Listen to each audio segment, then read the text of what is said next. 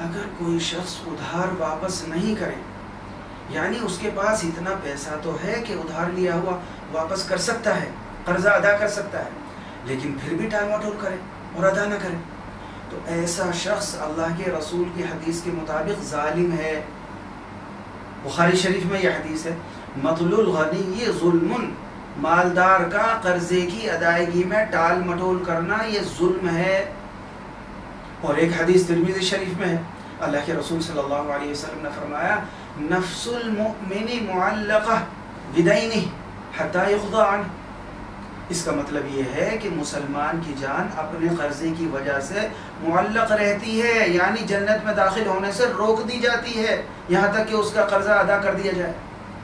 بخاری شریف میں ایک اور حدیث ہے، اللہ کے رسول صلی اللہ علیہ وسلم کے پاس جب کوئی جنازہ لایا جاتا تو آپ پوچھتے اس کے اوپر قرضہ ہے، اور اگر قرضہ ہے تو کیا ادا کرنے کے لیے کچھ ہے؟